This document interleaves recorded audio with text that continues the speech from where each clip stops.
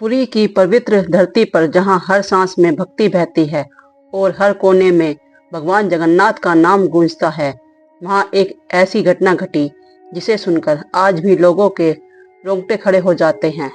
यह सिर्फ एक कहानी नहीं, यह उस भक्ति की सच्चाई है जिसे भगवान को भी अपनी जगह से हिला दिया। सवाल आज भी वही है, क्या सच में भगवान मंदिर के बाहर आए थे, या उन्होंने सिर्फ यह दिखा दिया कि सच्चा प्रेम पत्थर की मूर्ति में नहीं बल्कि दिलों में बसता है। पुरी के विशाल मंदिर में के एक शांत कोने में एक छोटा सा लड़का रहता था जिसका नाम था चीकू। कोई नहीं जानता था कि वह कहाँ से आया था।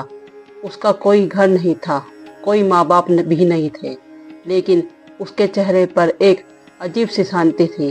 अगर कोई उससे पूछता था कि उसका परिवार कौन है, तो वह बिना सोचे मुस्कुरा कर रहता, मेरा परिवार बाबा जगन्नाथ है और मेरा सबसे अच्छा दोस्त मिकू है। मिकू एक साधारण सा भूरा कुत्ता था, लेकिन उसकी आंखों में जो सच्चाई और वफादारी थी वह किसी इंसान के से कम नहीं थी। दोनों हर समय साथ रहते थे, मंदिर की सीढ़ियों पर बैठकर लोगों को देखते, उनके सुख दुख को महसूस करते। दिन में मंदिर भक्तों से भरा रहता, हर कोई अपने भगवान को के सामने कुछ मांगता, कोई धन, कोई सुख, कोई शांति, और चीकू दूर खड़ा सब देखता रहता। उसके मन में एक ही सवाल उठता, सबके पास कोई है, मेरा कौन है? फिर वह मिक्कू की ओर देखता और कहता, हमारे पास बाबा है ना?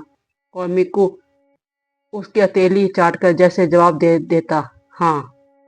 लेकिन असली कहानी रात से शुरू होती है, जब मंदिर खाली हो जाता है, दीपक की लौ धीमी हो जाती है, सन्नाटा पूरे वातावरण में फैल जाता है। जब चीकू धीरे धीरे भगवान के पास जाता और उनसे बातें करता, वह उन्हें भगवान नहीं एक दोस्त मानता था।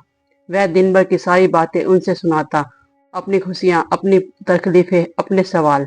वह कहता, बाबा आज मैंने एक बच्चे को उसकी माँ के साथ सोते देखा, क्या मुझे भी कोई ऐसे ही पकड़ेगा? और फिर दुख की मुस्कुराता देता, जैसे उसे जवाब मिल जाता। एक दिन मंदिर में बहुत हलचल थी। एक अमीर सेठ ने भगवान को सोने चांदी से कीमती आभूषण चढ़ाए। पूरा मंदिर रोशनी से जगमगा उठा। सब लोग खुश थे, पुजारी व्यस्त थे, लेकिन चिक्कू दूर खड़ा सब देख रहा था।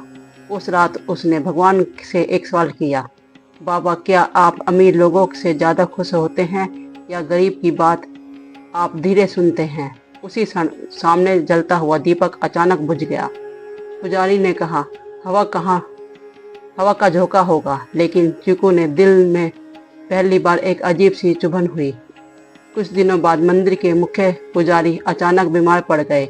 मंदिर में अफरा तफरी मच गई। चीकू बहुत डर गया। उसने भगवान के सामने बैठकर कहा, अगर ये चले गए तो मैं भी चला जाऊंगा। उस रात मिकू भी बहुत बेचैन था। वह मंदिर के बाहर चक्कर काट रहा था, जैसे उसे कुछ गलत होने का एहसास हो गया। लेकिन अगले ही दिन पुजारी बच गए। सबने राहत की सांस ली। लेकिन उसी दिन एक फैसला हुआ। चीकू को गोद दे दिया गया ताकि उसका भविष्य सुरक्षित हो सके। जब उसे बताया गया, उसने सिर्फ एक सवाल किया, क्या बाबा ने मुझे भेजा है? और जवाब में हाँ सुनकर उसने बिना कुछ कहे सिर झुका लिया। जब वह कार में बैठा, मिकू उसके पीछे पीछे बहुत दूर तक भागा, लेकिन आखिरकार थककर मंदिर की सीढ़ियों पर बैठ गया और जोर से रोने लगा। उस पल किसी से ने ध्यान नहीं दिया, लेकिन भगवान के मुकुट का मोड़ पंख हल्का सा हिला। उधर सेठ के घर में चीकू को बहुत कुछ मिला, अच्छा खाना, आरामदायक बिस्तर, सुरक्षित जीवन, लेकिन उसके दिल में खालीपन था। पहली रात उसने आसमान की ओर देखते हुए कहा, अगर वह आपकी मर्जी थी तो मिकू इतना क्यों रो रहा था? इधर मंदिर में मिकू ने खाना छोड़ दिया। पहले दिन उसे थोड़ा खाया, दूसरे दिन बिल्कुल नहीं, तीसरे दिन वह गर्भगृह के सामने जाकर लेट गया और लोग बोले कुत्ता है, भूल जाएगा, लेकिन मैं नहीं भूला। उसकी आंखों में सिर्फ इंतजार था। तीसरी रात मंदिर में अजीब घटनाएं होने लगी। बिना हवा के दीपक ही की लो हिल रही थी। घंटियां अपने आप बज रही थी। मुख्य पुजारी मिक्कू के पास बैठे रो रहे थे और बोले, प्रभु, यह सिर्फ एक कुत्ता नहीं है, भक्ति है। वह रात चीकू को सपना आया। उसने देखा मंदिर का सिंहासन खाली है और सीढ़ियों पर मिक्कू पड़ा है। एक आवाज आई, जहाँ भक्ति है वहीं भगवान है। चीकू अचानक जागा और बिना सोचे रात में मंदिर की ओर भाग पड़ा।